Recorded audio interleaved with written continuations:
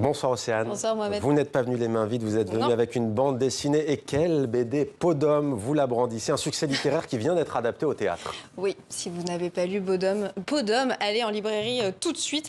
Alors cette bande dessinée, elle est écrite par Hubert et illustrée par Zanzim. Elle est sortie en début 2020 et c'est devenu un carton immédiat. On en est à plus de 220 000 exemplaires vendus aujourd'hui.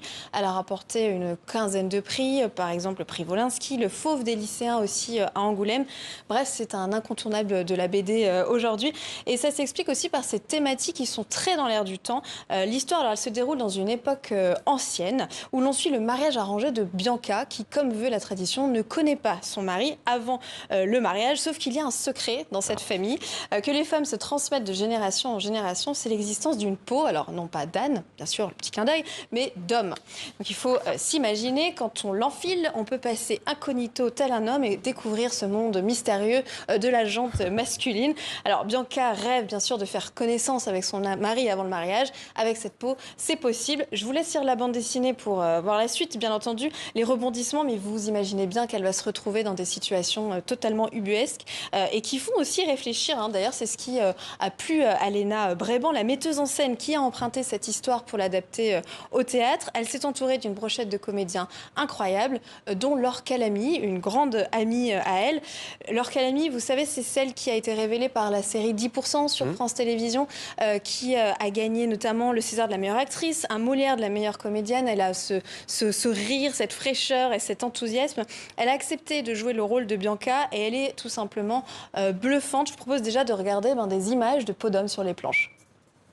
Les femmes de notre famille, nous avons un secret, une peau d'homme. Je suis un homme fort.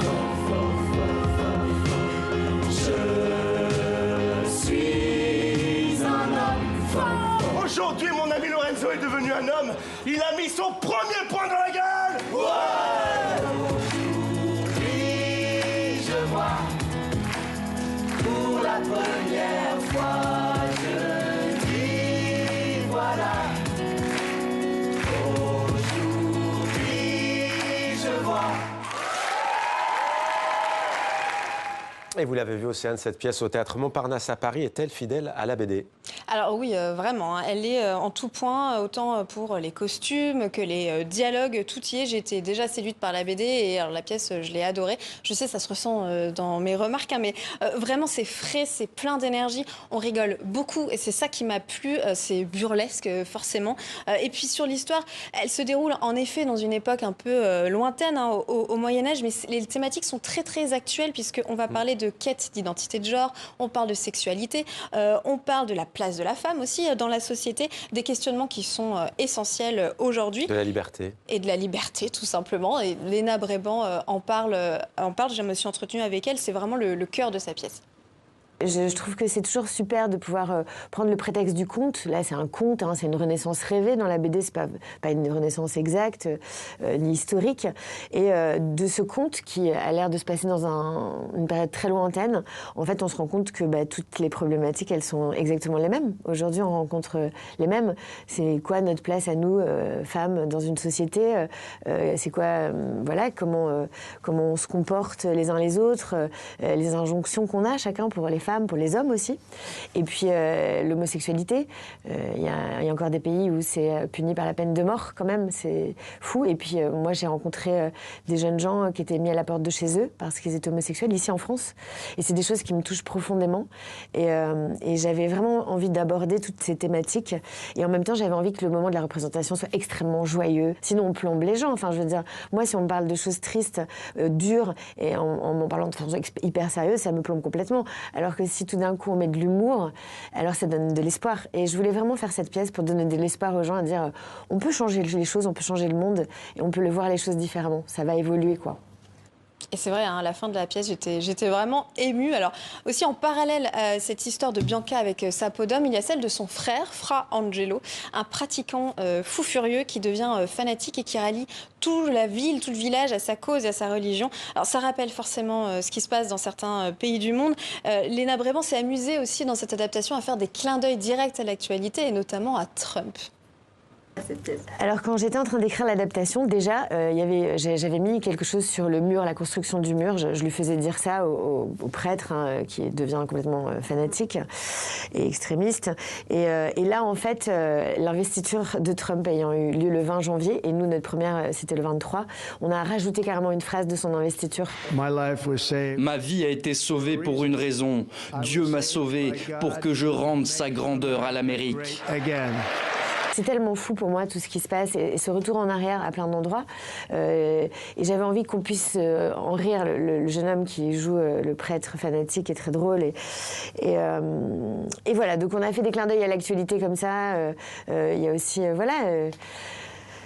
on ne peut pas s'empêcher de penser à Kaboul et à ces murs qu'on construit pour pas qu'on aperçoive même les femmes qui n'ont plus le droit ni de parler ni de chanter. Et nous, on chante dans la pièce. Nous, les femmes chantent. Et en effet, vous le confirmez, Océane, ça chante, c'est une comédie musicale. Oui, je ne l'ai pas précisé, c'est vrai, mais je préfère rassurer tout de suite les sceptiques des comédies musicales. Voilà, on est loin du cliché parfois un peu kitsch de ce genre théâtral. Là, les chansons, elles ont été écrites par Ben Mazué, donc c'est très moderne, c'est une première d'ailleurs pour lui. Et les moments chantés accompagnent très bien l'histoire. Elles sont émouvantes, drôles quand il faut. Je vous avoue que je suis repartie en ayant certaines chansons en tête, toujours aujourd'hui d'ailleurs. Et puis à part 2 comédiens qui sont aussi chanteurs, les autres pas du tout. Donc ça, c'est assez impressionnant comme jeu d'acteur. Et j'allais vous dire, Océane, est-ce que les auteurs de la BD ont vu l'adaptation? Et là, est-ce que l'un des auteurs a vu l'adaptation? Oui, tout à fait, parce que Zanzim l'a vu, mais Hubert, lui, est décédé juste après la parution de la bande dessinée en 2020, donc il n'a pas pu. Alors, Zanzim, je me suis entretenue avec lui par Skype. Il m'a raconté que ça a été un petit coup vraiment un coup de cœur, un coup de foudre quand il a rencontré Léna Bréban. Ils étaient sur la même longueur d'onde tous les deux, ils avaient les mêmes aspirations, et donc il lui a donné carte blanche, le rêve pour une metteuse en scène. Voilà, et donc ils étaient stressés l'un et l'autre forcément lors de cette première, mais il a adoré. Il s'est pris au jeu de cette comédie musicale, il l'a trouvé très moderne, il a été très ému forcément, ému de voir ces personnages prendre vie, mais ému parce qu'Hubert n'était pas là. Écoutez-le à ce sujet.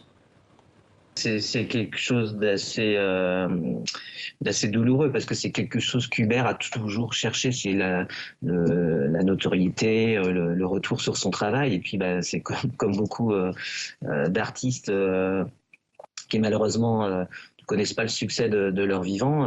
Du coup, voilà, il a malheureusement pas eu cette chance. Mais il serait très fier du message qu'on a pu véhiculer et tout ce qui s'est passé autour de Podom, le retour des lecteurs, les ventes, là, les adaptations. C'est vrai que c'est assez énorme. C'est pour ça que c'est très impressionnant, c'est toujours très, très émouvant. Moi, à chaque fois qu'on a eu des prix, je crois qu'on a eu à peu près 16 prix, c'est un coup d'ascenseur émotionnel très fort. À chaque fois, j'étais hyper content d'avoir le prix, et puis après, c'était un peu la tristesse de ne pas le partager avec lui, quoi. Voilà, le succès Podom ne va pas s'arrêter là puisqu'il y a une adaptation qui est prévue pour 2025 avec, attention, Catherine Deneuve, Pomme dans le rôle de Bianca et Eddie Dopretto. Pas mal, merci beaucoup, Merci. Océane.